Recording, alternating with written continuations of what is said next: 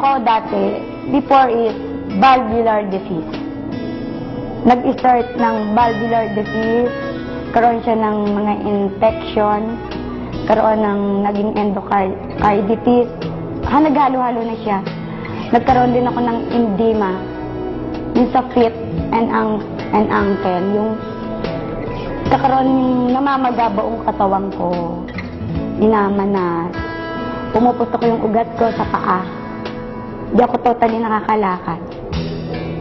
Then yun yung ilang times akong nangyari sa akin yun, yung hindi ako nakalakad, hindi ako nakakabangon, hindi normally ang heartbeat, nagmamalfunction, dahil nga hindi siya yung properly, nagsishot yung ng blood circulation. 3 beses na ako nagkaroon ng angina attack. Yung first and second niya, sinabi na niya sa akin yung 5 to 7 years ang average life ko. So, hindi ko na iniintindi yung sinabi niya sa akin kung ano yung disease ko dahil mahirap.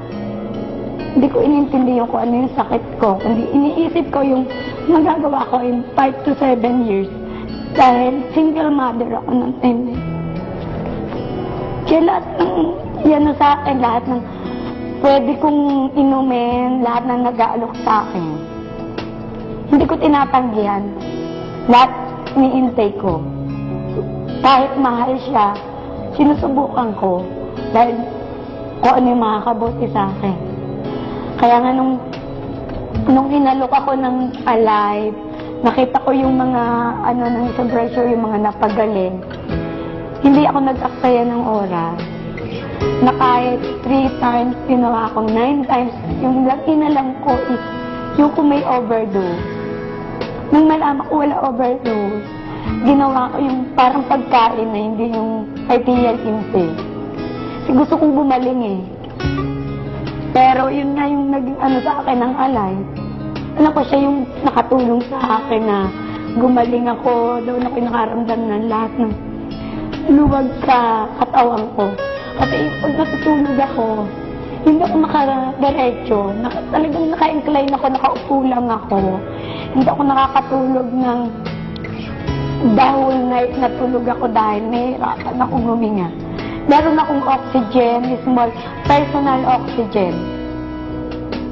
Na pag natutulog ako, nagigising ako dahil nahihirapan ako. Siguro once a week, gumagamit ako ng oxygen mga 4 to 6 times.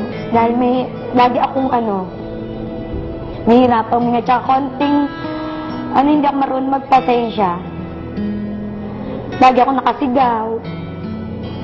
Hinit ulo ko, pero nung nag-intake ako ng Alive, parang wala lang, talagang maraming nabago din ako yung may init ulo ko, nakakatulog na ako ng dire-diretso, hindi ako nagigising.